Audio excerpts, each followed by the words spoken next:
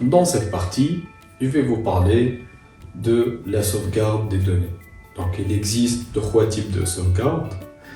Donc, je vais détailler comment et quand est-ce qu'on pourra utiliser chaque méthode de sauvegarde. La période de conservation du sauvegarde par défaut est définie à 7 jours, quand vous créez votre base de données.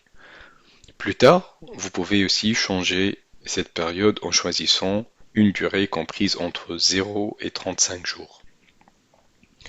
Quand vous créez une base de données, à l'aide du modèle d'achat DTU, unité de transaction de données, la période de conservation par défaut pour cette base de données dépend du niveau de service. Pour le niveau de service de base de données, la période de conservation par défaut c'est une semaine. Pour le standard, c'est 5 semaines et pour le premium, c'est 5 semaines. Il existe des sauvegardes pour la limite de restauration dans le temps et de sauvegarde pour la conservation à long terme. Les bases de données SQL prennent entièrement en charge la limite de restauration dans le temps. Elles créent automatiquement des sauvegardes complètes, des sauvegardes différentielles et des sauvegardes des journaux de transaction. La première sauvegarde complète est planifiée dès la création de la base de données. Elle est effectue généralement en 30 minutes, mais elle peut durer plus longtemps. Si la base de données est la taille importante, sinon c'est très rapide.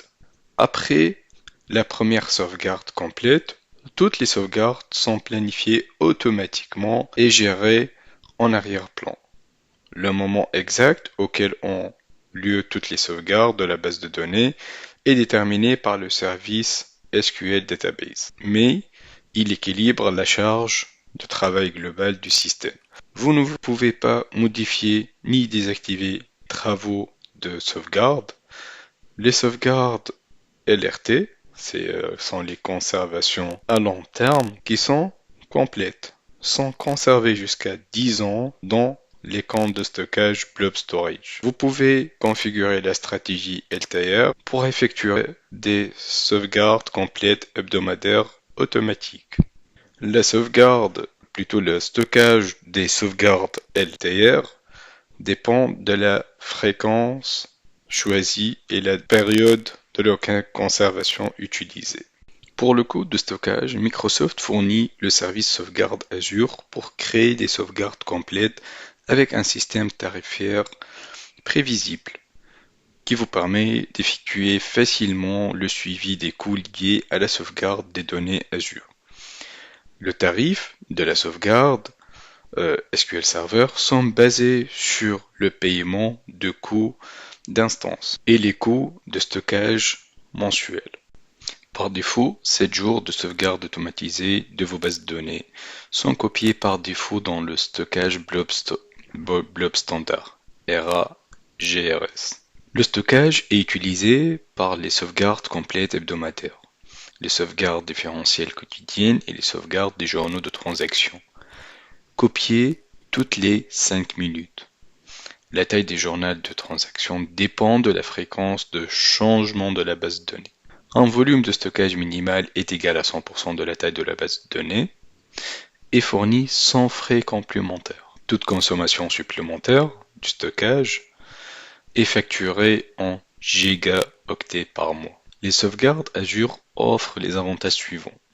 Vous pouvez réduire le coût lié à l'infrastructure, car les coûts initiaux et les frais d'exploitation sont minimes. Aussi, vous pouvez utiliser toute une gamme de fonctionnalités pour vérifier que vos données sont sauvegardées, sécurisées et stockées. Bien évidemment dans le bon emplacement distinct de votre base de données. Vous pouvez aussi stocker 3 copies de base de données dans 3 emplacements différents, dans le centre de données principal Azure. Vous pouvez aussi stocker d'autres copies d'une autre centre de stockage Azure distant. Cela permet de disposer d'une protection contre toutes sinistres sauf les plus graves.